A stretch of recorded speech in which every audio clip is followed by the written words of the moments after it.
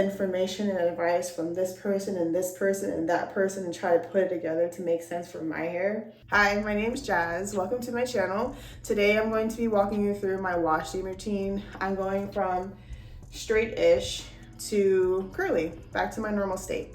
My hair has been silk pressed asterisk for the past 2 weeks now. It's been cute. It's been a cute moment, but as you can see, it's not exactly silky anymore. I live in Florida, the humidity won and my hair lost. So we're gonna be washing it. My scalp has started to itch in the past like 2 days. So I'm really looking forward to scrubbing it clean and putting oil and grease on it and just letting my hair be in its natural state. For washing, I picked up this Hask coconut oil shampoo and conditioner about a few weeks ago. It's good. I like it. Got hair all over the place. It's good. I like it. It's just basic shampoo and conditioner. It smells amazing though. I like coconut, so if you like coconut, you will really like this. So after conditioning, when I rinse my hair out and everything, I'm going to be going in with this, just a little bit, not a lot. This just really helps lock in moisture before I'm able to put in like my twisting creams and everything and oils.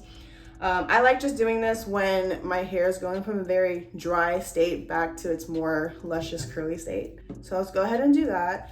I will not be filming in the shower. I have not mastered that just yet.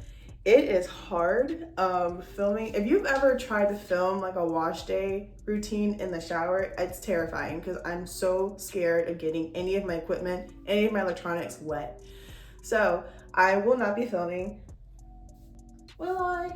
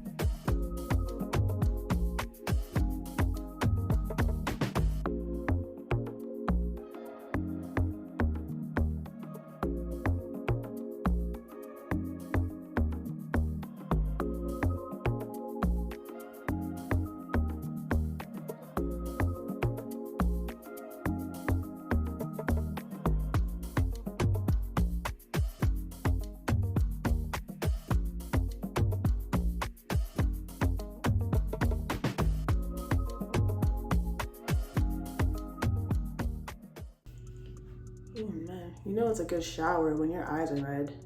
Okay, so I just finished. I put the leave-in conditioner in my head right now, so it's going and my hair is prepped for me to go ahead and moisturize, and I'm gonna do a braid out. So I always get so nervous after doing like a heat styling that my hair is not going to revert. So, but I think okay, the front of my hair is a very loose curl pattern to begin with. So this is normal. This is not heat damage, that's just my hair in the front. But everything else looks like it's good. That's a little concerning, that one right there. So I work in quadrants with my hair when it's in this curly state, or actually anywhere, anytime actually.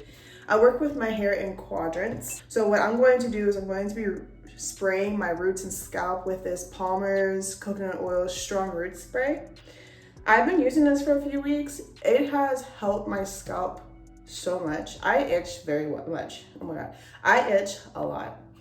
And it's really bad. My scalp gets so dry, but I feel like putting this on has helped a lot. So I just, honestly, wherever it's parted, and I make another part right here, and I just spray. And then I spray it back on and rub it in. I'm going to be using the TGIN Buttercream Daily Moisturizer. This is my favorite moisturizer to braid my hair with. I have been using this thing for months. Love TGIN down, but the problem is I'm almost out. And on top of that, to seal my hair, I'm going to be using this grease. My mom used to use this grease on me all the time when I was a kid. So still works to this day. It's an oldie. It's an oldie but a goldie, is what I'm trying to say. So I'm gonna go in with like this much.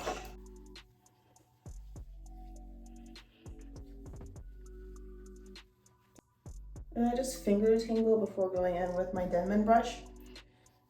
Okay, if you don't know how to brush your natural hair, you start at the ends first and then work your way up patiently to your roots. So with me, my hair tangles a lot and I'm very tender-headed. I'm so tender-headed. So me and knots don't go together well at all. So you start at the end, and what I do is I'll hold my hair in my left hand taut so that when I hit like a knot, I don't feel it on my scalp. That sounds very obvious, but I'm not gonna lie, it wasn't obvious to me until I saw someone say it. So I'm telling you now. And then I'm gonna top it off with grease a little bit, not a lot, like not a lot at all, like literally this much. Y'all see that shine? If y'all not using grease, you need to go back. There's a reason why our mothers used grease on our hairs when we were younger and our hair was down to our butts for it. Yeah, there's a reason. I just reintroduced using grease on my hair about like a few months ago, honestly. And I have seen the difference. One, my hair is shinier to start with. And then two, like I feel like my hair is stronger. I feel like sealing your hair, the moisture to your hair strands helps a lot. I braid it as far down as I can without losing the strands.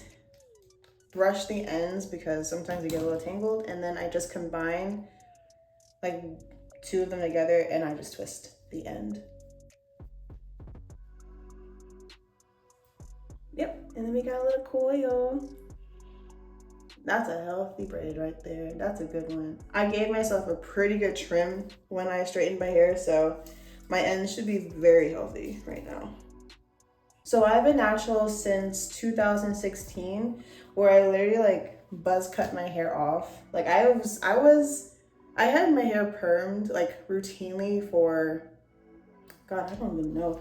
Like my mom started relaxing my hair when I was around 6 years old, and I was 20 when I went natural and cut my hair off, so it's a long time. Once my hair was long enough to start styling, I went straight into, that's a good one right there. That's a good thick braid. Once my hair was long enough to start styling, I went into doing twist outs, and I did twist outs for years and years and years and years, to the point where I was known for being a twist out queen. But when my hair got really long, like maybe around like this length, I started realizing like with my twist outs, my roots are very thick, right? And with twist outs, you don't really grip the roots. So whenever I would take the twist out, my hair strand would be very defined, but from like here, like from here up, it would be super poofy, no definition whatsoever. And I didn't really know what to do about that until I realized that people do braid outs. Like, you know, I don't have to do just twist outs, I can do a braid out. So I started doing braid outs, and it's been great because with braids, you can really grip, oh my God, I can't speak.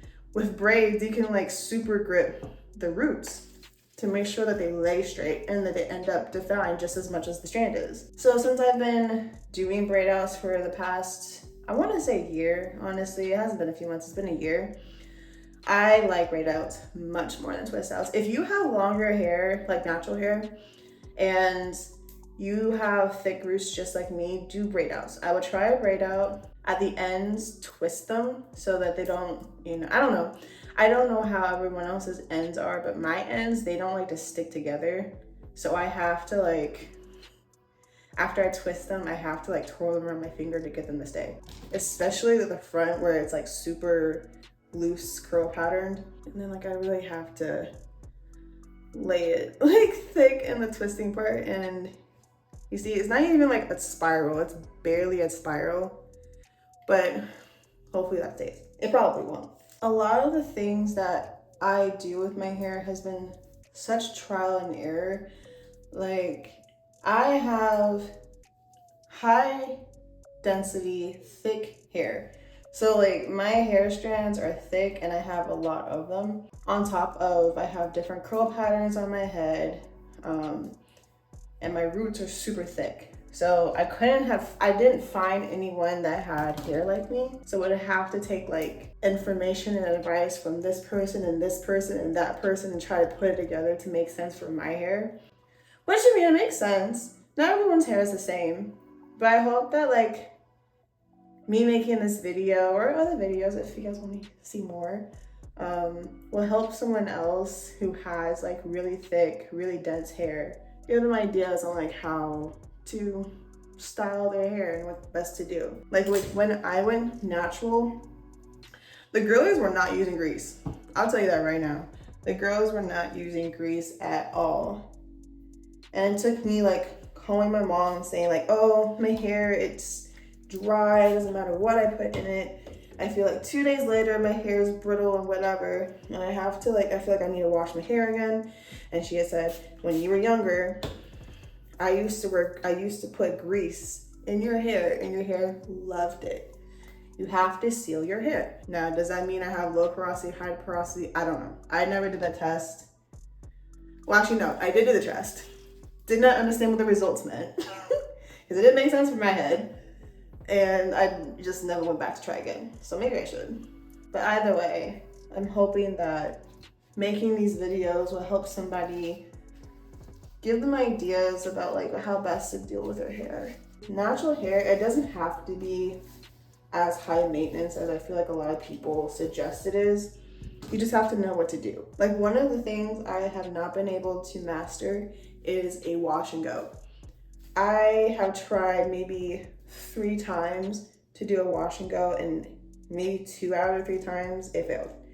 I've only had like 1 good wash and go, and good by my standards. I feel like people who do wash and goes on a regular will look at my hair and be like, girl, you failed. But for me, it was good because my hair doesn't clump together. Like my curls don't clump together in most of the sections of my head. So like the sections of my hair that are looser curl patterns, they don't clump together whatsoever, even if I try to force it. And then my roots again, they don't clump together either. So by the time like I'm done with by the time I'm done with blow drying my hair and I put all of the gel and the mousse together, the strongest gels, by the way, I'm using really strong gels. It doesn't matter. My roots are poofy. The back and the front of my hair are not clumping together. Me and wash and goes don't really get along. If your hair doesn't like coil at the ends when you do like a twist out or a braid out, I'll show you how I wrap my hair to make sure like it doesn't come out. Hopefully it doesn't come out. Most, like 9 times out of 10 it doesn't come out.